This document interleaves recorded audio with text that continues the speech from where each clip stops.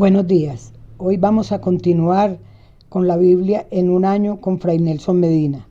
Todos los días son 3 textos, uno del Antiguo Testamento, un salmo y uno del Nuevo Testamento. La lectura demora entre 12 y 15 minutos. Debes sacar el tiempo ya que no es solo escuchar. Busca los textos en tu Biblia y los vas siguiendo. Estamos en el día 226. Los textos para hoy son Primera de Macabeos capítulo 3, Eclesiastés capítulo 10 y del Evangelio de San Lucas capítulo 6 versículos 35 al 49. Disfrútenlos. Los dejo en compañía de Fray Nelson Medina. Bienvenidos. Este es el día número 226. Estamos leyendo toda la Biblia, con el favor de Dios, en 365 días. Hoy tenemos textos del primer libro de los Macabeos, del libro del Eclesiastés y del Evangelio según San Lucas. Agradecemos a Dios la perseverancia que nos ha concedido hasta este punto y pedimos el don del Espíritu Santo, que nuestra vida sea expresión de la gloria divina, de la obra de amor que se anuncia en la palabra que leemos y contemplamos. Del primer libro de los Macabeos, capítulo 3. El sucesor de Matatías fue su hijo Judas, llamado Macabeo. Todos sus hermanos y los que habían seguido a su padre le prestaron apoyo y combatieron con entusiasmo por Israel. Él extendió la gloria de su pueblo y se revistió de la coraza como un héroe. Se ciñó sus armas de guerra y libró batallas protegiendo al ejército con su espada. Fue como un león por sus hazañas, como un cachorro que ruge ante su presa. Persiguió implacablemente a los impíos y entregó a las llamas a los perturbadores de su pueblo. Los impíos se acobardaron ante él, temblaron todos los que hacían el mal, y gracias a él se logró la salvación. Puso en aprieto a muchos reyes, alegró a Jacob con sus proezas, y su memoria será eternamente bendecida. Recorrió las ciudades de Judá, exterminó de ellas a los impíos, y apartó de Israel la ira de Dios. Su fama llegó hasta los confines de la tierra, y congregó a los que estaban a punto de perecer. Apolonio reunió muchos paganos y un numeroso contingente de Samaria para hacer la guerra contra Israel. Al enterarse de esto, Judas salió a su encuentro, lo derrotó y lo mató. Muchos sucumbieron y los demás se dieron a la fuga. Cuando recogieron el botín, Judas se quedó con la espada de Apolonio y desde entonces siempre combatió con ella. Serón, el capitán del ejército de Siria, al saber que Judas había agrupado alrededor de él un contingente de hombres adictos y dispuestos a combatir, pensó: voy a hacerme famoso y a cubrirme de gloria en todo el reino, atacando a Judas y a sus secuaces, que intentan despreciar la orden del rey. Entonces reanudó la lucha, y con él subió un poderoso ejército de impíos para ayudarlo a vengarse de los israelitas. Cuando se acercó a la subida de Bet-Jorón, Judas le salió al encuentro con unos pocos hombres. Estos, al ver el ejército que se les venía encima, dijeron a Judas: ¿cómo, siendo tan pocos, podremos combatir con una multitud tan poderosa? Además, estamos extenuados porque hoy no hemos comido nada en todo el día. Judas les respondió: es fácil que una multitud caiga en manos de unos pocos, y al cielo le da lo mismo salvar con muchos que con pocos. Porque la victoria en el combate no depende de la cantidad de las tropas, sino de la fuerza que viene del cielo. Ellos nos atacan llenos de insolencia y de impiedad para exterminarnos a nosotros, a nuestras mujeres y a nuestros hijos, y para apoderarse de nuestros despojos. Nosotros, en cambio, luchamos por nuestra vida y por nuestras costumbres. El cielo los aplastará delante de nosotros, no les tengan miedo. Apenas terminó de hablar, se lanzó sorpresivamente sobre el enemigo, y Serón fue aplastado con todo su ejército. Después lo persiguieron por la pendiente de Bet Jorón hasta la llanura. Allí murieron unos 800 hombres, y los demás huyeron al país de los filisteos. Así, Judas y sus hermanos comenzaron a ser temidos, y el pánico se extendió por las naciones vecinas. Su fama llegó a oídos del rey, y por todas partes se comentaban las batallas de Judas.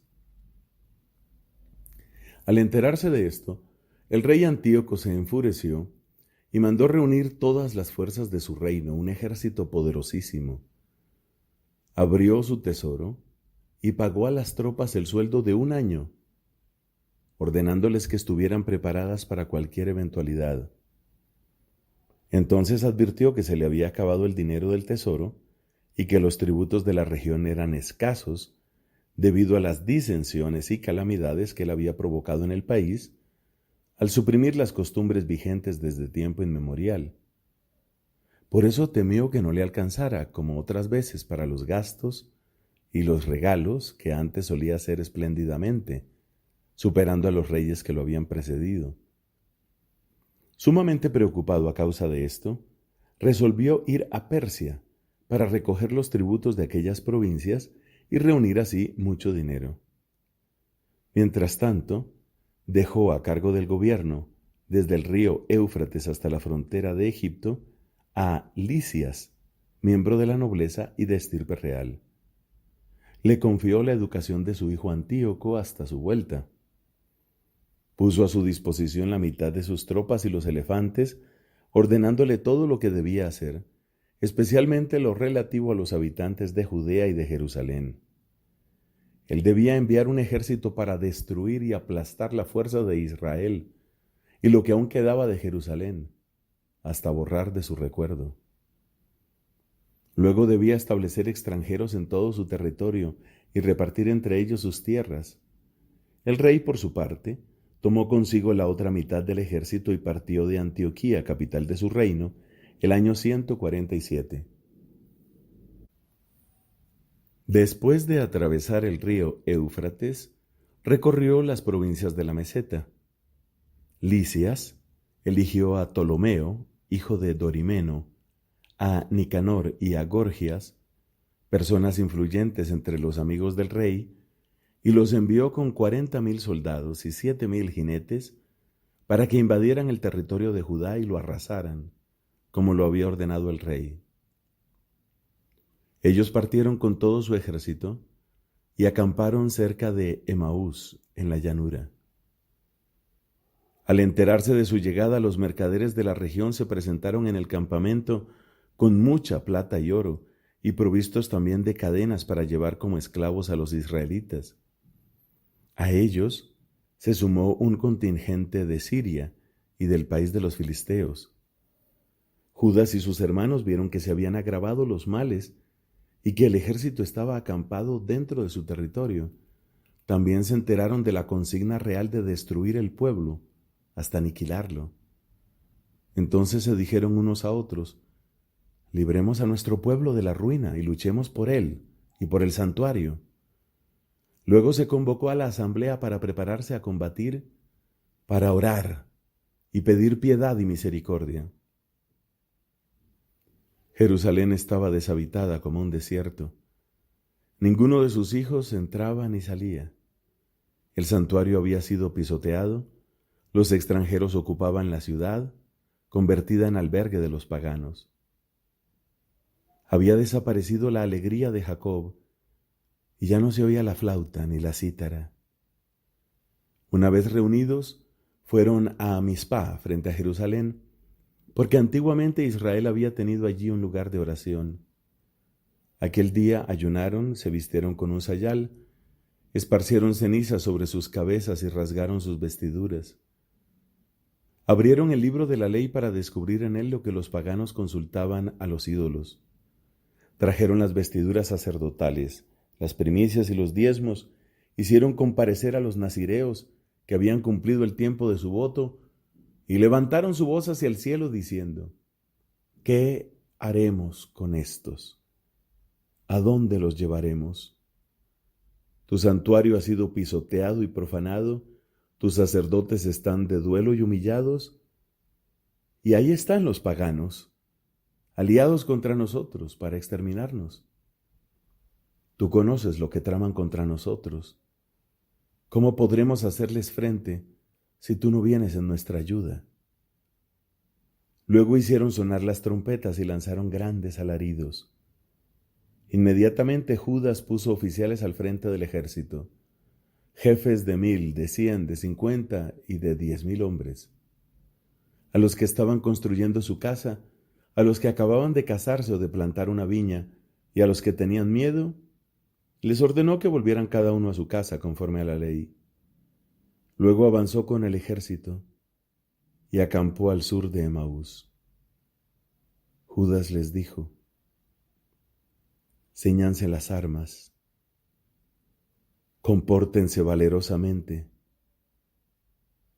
y estén preparados mañana al amanecer para atacar a los paganos que se han aliado contra nosotros, a fin de destruirnos y destruir nuestro santuario. Porque es preferible para nosotros morir en el combate que ver las desgracias de nuestra nación y del santuario. Se cumplirá lo que el cielo disponga. Palabra de Dios. Te alabamos, Señor. Del libro del Eclesiastés, capítulo 10. Una mosca muerta corrompe y hace fermentar el óleo del perfumista. Pesa más un poco de insensatez que la sabiduría y la gloria. El sabio piensa rectamente y el necio lo hace torcidamente. Por cualquier camino que vaya, al necio le falta el buen sentido y hace que se diga de él: es un necio. Si el que gobierna se irrita contra ti, no te salgas de quicio, porque la sangre fría evita grandes fallas. Hay un mal que yo he visto bajo el sol como error que procede de la autoridad. El necio es promovido a los puestos más altos y los nobles rebajados a los puestos inferiores. Yo vi esclavos montados a caballo y príncipes de a pie como los esclavos. El que cava una fosa cae en ella, y al que derriba un cerco lo muerde una serpiente.